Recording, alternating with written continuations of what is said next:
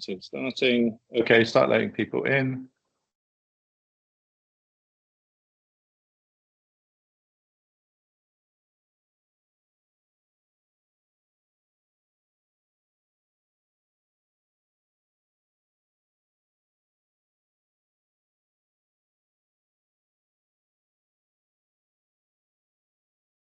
Good afternoon, everyone, and welcome to our special private beta launch event for the Digital Traffic Regulation Orders D-TRO event.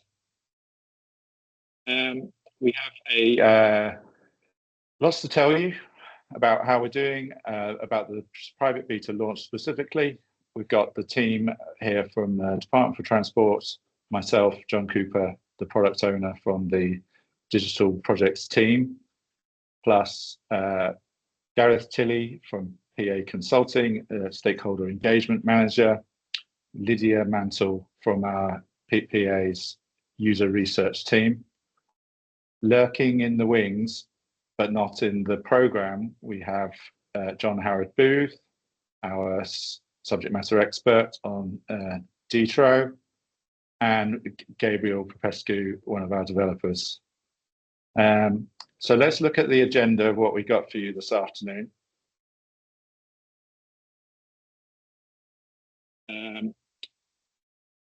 So I'll be giving you a quick update on where we are with the launch of private beta, what's been happening, and what's it's taken for us to get this far. I'll be handing over to Gareth. He'll deal with the onboarding process and what is needed to actually get us activated in the private beta itself. Lydia, as I said, will be leading on user research. There is a chat function, and in there, please ask any questions that you have, because the bit immediately after you will be on answering your questions. We'll try and get through as many as we can, and then we'll be rounding out with some further details on our methods of getting in touch, how to provide feedback, and everything else that we've been plugging along the way. So let's get on to where we are with private beta. This is a big day for the project because we are formally launching the private beta today. In fact, it's very good planning for us to decide to have the launch event today. We will be in quite a condensed period for the private beta, it has to be said. We will be a lot to get through in terms of publishing data and everything. We will have to go through various stages to make sure that we can get beyond our private beta, not the least of which is the eventual government digital service, GDS, assessment, which we are anticipating having later in November. So you'll see there's only a period of very short weeks where we are operating the private beta. I'd like to give a special shout out to GitHub. This is where we have been collating all the technical feedback on the project. It's been there for quite a while. Some of you will remember the days when it was a private one. We moved on to our great relief to a public one several months ago now. And now it's really coming into its own because the bug reporting, the things that don't work, the requests for improvements and questions in general about the running of the service are all coming through on there at a regular rate of knots. We'll get the link to GitHub and everything else posted in the chat as we go along. I'd also now like to mention that part of the getting us to the private beta launch today has been reliant on us getting the data specification for the D-TRO service to a state where we believe it's ready. We're in the process actually of doing yet another update. So we will be moving in the next day or so from version 3.2.3 to version 3.2.4. And this goes back to comments that have been raised on GitHub and elsewhere about things that need to be improved. Some of these are very small things, tantamount to typographical errors in the building of the schema or the example files. We're trying to get it all corrected, and so that we can get onto a version that's stable for working on in private beta.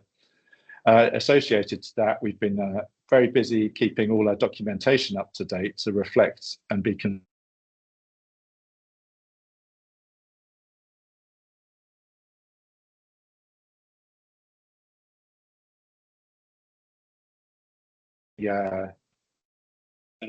Transport Technology Forum as a source for posting our news, and we give the announcements about our webinars on there.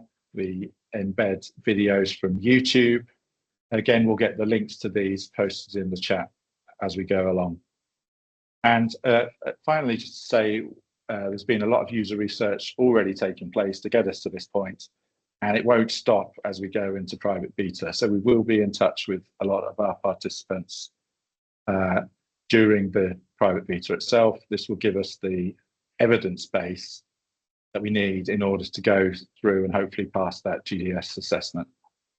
So at that point, I think that's a good summary of where we are, why we've been able to launch private beta. And now I'm going to hand over to Dr. Gareth Tilley. He's going to explain a bit more about what exactly is entailed in regards to getting onto private beta and being registered and everything. So it's over to you, Gareth. Thanks, John. Hi, everyone. I'm going to run through the onboarding process just to remind everyone. I think most people on the call are pretty familiar with this, and I'm pleased to say a lot of folk have successfully onboarded to the integration environment already. So we've got a two-stage approach. We've got an integration environment, which is effectively the sandbox. It's our test bed. So people wanting to use the service can effectively test and try out their APIs in this sandbox. Once people have successfully onboarded to that and used that, we're then inviting people to join the live production environment. And the invitation has gone out just around 10 minutes before this meeting. We've had the integration environment live for around 3 weeks or so, and over 10 organizations have successfully fully onboarded and successfully been publishing and consuming D-TROs from the service. So invitations have gone out to those organizations. People are aware of this, but it is managed by a team, the onboarding process, a central service operator team. And yeah, there is that human interaction, human element. There's a slight delay between the authentication and the second stage of onboarding, but I think people are fully aware of that now. It's not a fully automated process, unfortunately.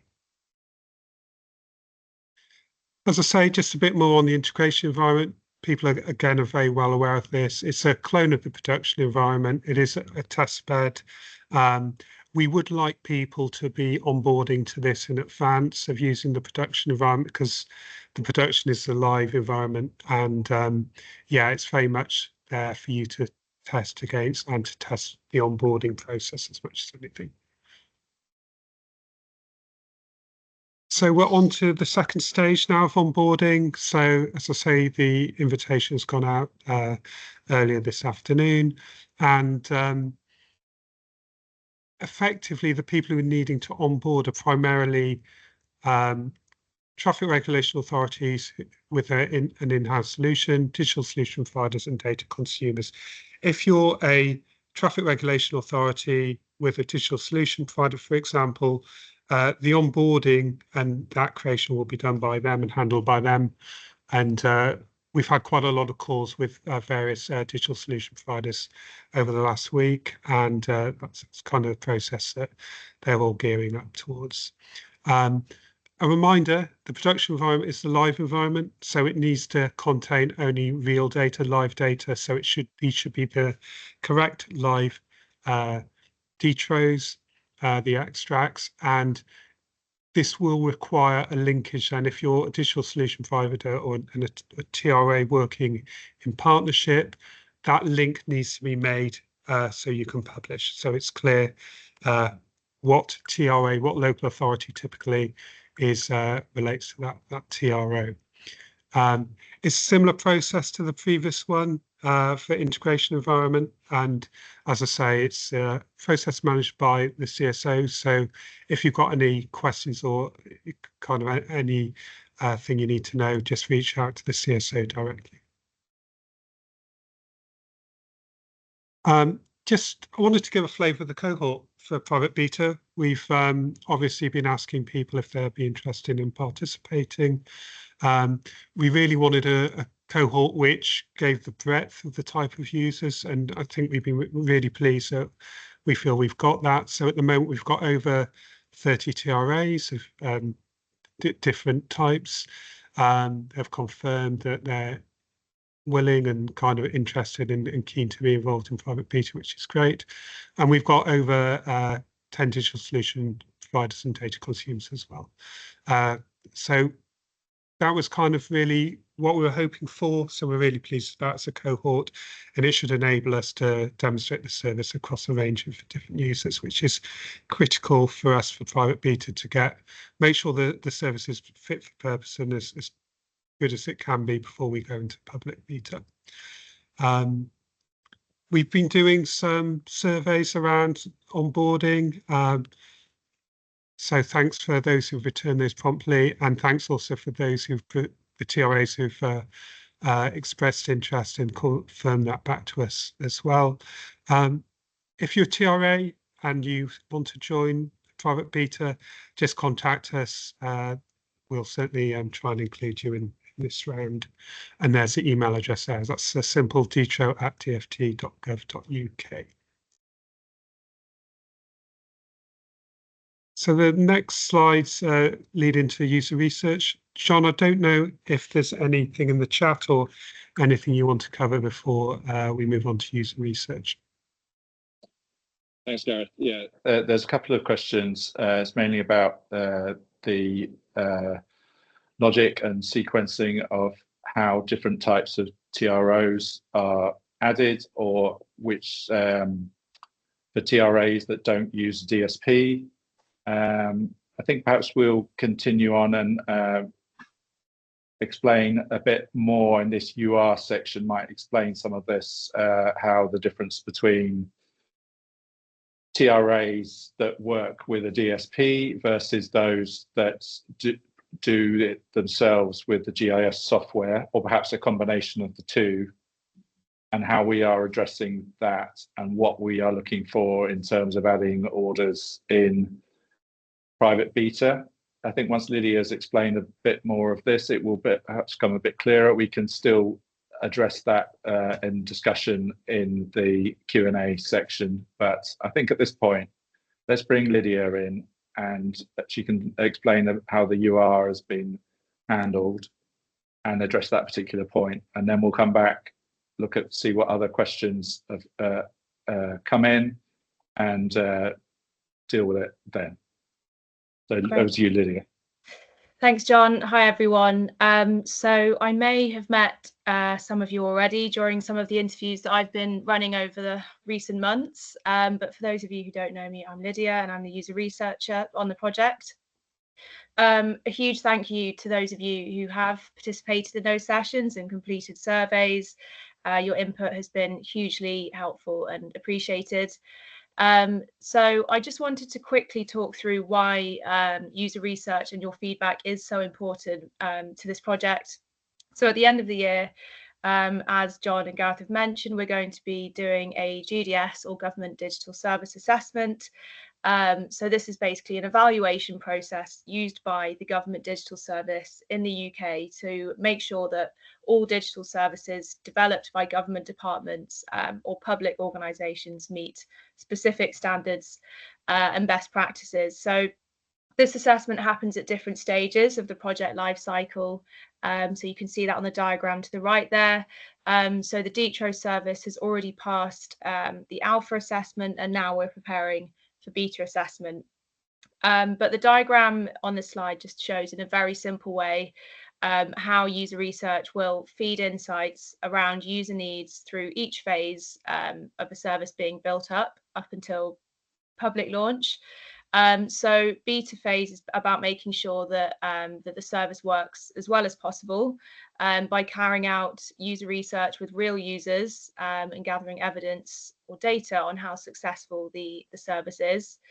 And then the insights from user research are then used to kind of guide decision making around any design iterations, as well as any kind of iterative improvement during the beta phase. So we're just ensuring that the service is continuously kind of refined based on user feedback.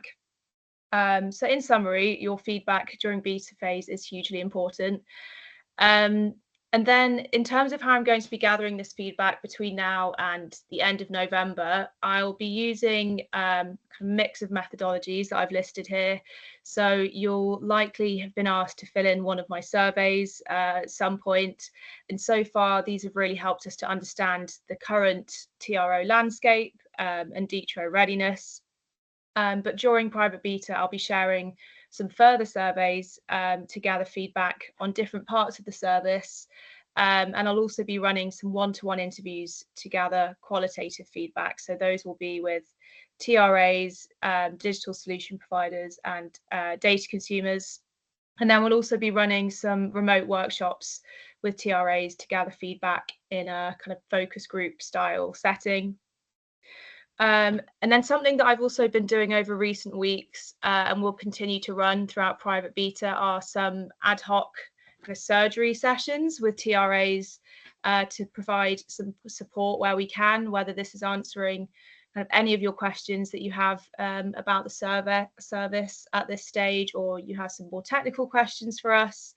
And these sessions are very much open to everyone, so please do reach out if this is of interest. And then I have also spoken to several TRAs with in-house GIS systems recently, some of which are unsure whether their systems can be adapted to integrate with D-TRO. Others are in the process of giving it a go currently. So we were keen to get this group of TRAs together and share learnings. So we're in the process of setting up a discussion group with these TRAs. Again, if this is of interest, please don't hesitate to reach out to us and we can add you into that group. I think that's mostly it from me. I will make a bit of a shameless plug. If you haven't yet filled out our more recent survey for TRAs, please do. It would be hugely appreciated, and I'll drop the link in the chat. I know we're moving on to Q&A now, and I'll just have a look through the questions to see if there are any for me. Thanks, John. I think the two questions that are there so far, as I hinted at before handing over, is that they relate to TROs being published not by digital solution providers. One question about how specifically is that point addressed in the D-TRO, and I think what the question is getting at is some of the TRA's orders might be published by a DSP, but not all of them. And therefore, what happens to the ones that the DSP doesn't publish? And in particular, I guess in the context of D-TRO, how do we want those orders that aren't published? I mean, it could be that perhaps one sector of the orders, say the parking ones or the temporary ones or the permanent ones, are variously done by the TRA themselves or by the DSP. There are different instances of being onboarded to the D-TRO service to cater for those. And if you believe that we've covered off only one particular part of your onboarding, say the DSP part, but we haven't onboarded you as a TRA that yourself, then we can make sure that you are guided through how to do that and then how to get onto the service. We could have one of the surgery sessions that Lydia has mentioned that have proven successful in recent weeks, so that we've got things being as helpful as possible to everybody in all different scenarios. There's a second related question about how many of these non-DSP TRAs there are. There is a list which might need a bit of an update on our GitHub about the participants in the beta. I'm not certain whether it's specific on which of those TRAs do and don't work with a DSP, but the size of the group that Lydia's mentioned and that I mentioned about the working with the TRAs that don't use a DSP but use a GIS package is about 8 or 9. It could be expanding more than that. We try to put everybody in touch with each other so you can compare notes, and hopefully that will be good in leading forwards to relieving some of the concerns about having to use a DSP to do this. We will be helping as much as possible if we can with those types of TRAs. Just looking further up, there is the GIS discussion group drop the D-TRO mailbox a line to say that you are from a TRA that is using GIS. That you're happy for your details to be shared, and we'll put you in touch with everyone else that's on that group. At the moment, it's the sharing of some email addresses. It will get a bit more technologically advanced when we hopefully get a Teams channel set up for like a real discussion group. So that will be good. And it'd be great to get as many TRAs of that type in there as possible. We are very keen that we are as open and accommodating as possible to all types of TRAs on the project. So there is that one. How many, great question here about how many records do you anticipate there being in the system?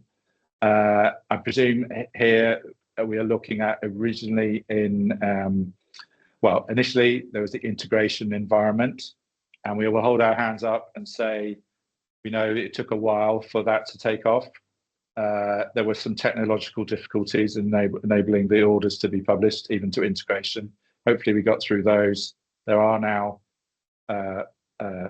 quite a few orders in there from a number of sources. We hope that those will continue to rise. And then once we get private beta onboarding, as Gareth said, that's active as of now. Those that have been successful in the integration environment, and then a few more will be added in as they prove that they can do integration. We will be looking keenly at the numbers of orders that are published. It is we'll be as welcoming as possible to all different types of orders from anybody that's on private beta. Even if it isn't a new order, we will take it in private beta. Obviously, in the full situation of D-TRO, as and when the secondary legislation comes in, there will be a requirement for the new orders to be published initially, followed by, at a later date, the archive library of all the orders. In our private beta, which is, as I said, very condensed, need to get as much in as quickly as possible. We will take all and every type of order. The greater the variety of the orders, the better. So the temporary, the permanent, and everything else that is in scope, we will take it.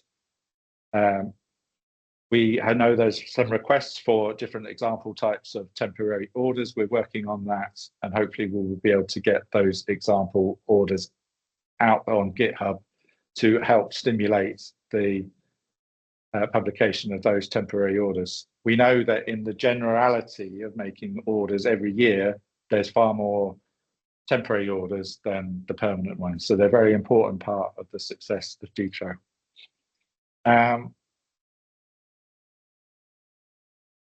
Oh yes, so the question about the concern about the on-street parking places. We understand your concern. If you aren't familiar with this question, it is down to the slight uncertainty of how the primary legislation is worded and what sections of the Automated Vehicles Act 2024 are in scope of the D-TRO service. We do stand by our answer, which is that you will need to wait until the, we will need to wait until the secondary legislation is tabled, which we do still anticipate being later this year. That will make it much more clear about exactly which types of orders are in scope. It would be a bit of a shocker if on-street parking places weren't in scope of D-TRO, to be honest. But we do have to wait and see exactly how the drafting on that works, and we will update the FAQ as that develops. Sorry, that is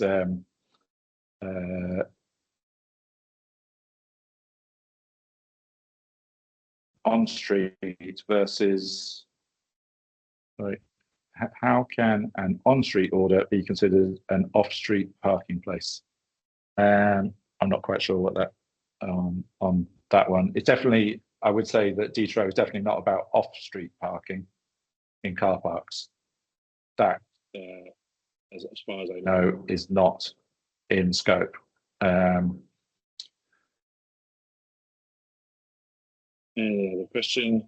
Experimental speed limits outside London also needs to be confirmed. Yes, that falls into the same category of waiting till the secondary legislation comes out to be fully confirmed. I believe we did update the FAQ on that one, though, in the last version.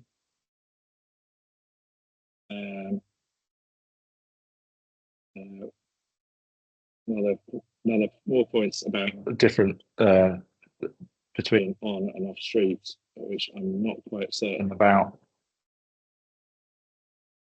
what is the meaning of there. Thanks, Peter, for posting the FAQ in the chat. That's on the TF website. Thanks, Lydia, I believe, for posting the link to the survey that she mentioned.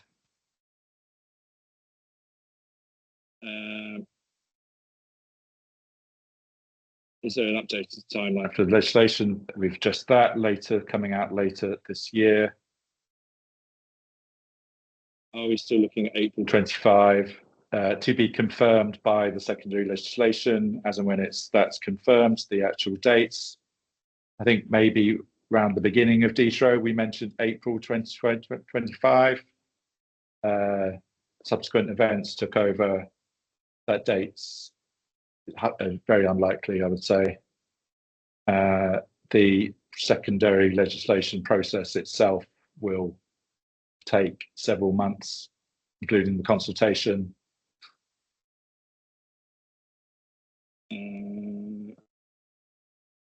More discussion about the experimental speed limits outside London. I would refer you to the FAQ answer, which I can't remember off the top of my head on that one. Okay, well, thanks, Peter, for confirming about the FAQ. We will revisit the FAQ. We try to keep it up to date as possible, except that sometimes our answers aren't perfect. And there's a question here about, will the DFT charge for the service and do we need to budget? No, it's still a free service. There's no fees. There's no charge for the data. That's the vision of this service. Would anyone else, Gareth, maybe want to say anything to any of those points that I may have missed? I don't think so, John. As you say, the FAQ is always a good starting point. And as you say, after each webinar, each technical webinar as well, we do our best to update that as accurately as possible. Perhaps this question about the difference between on and off street, we could just be clear on exactly which question it is that is being queried, we'll look at it as a matter of urgency and hopefully get it rectified.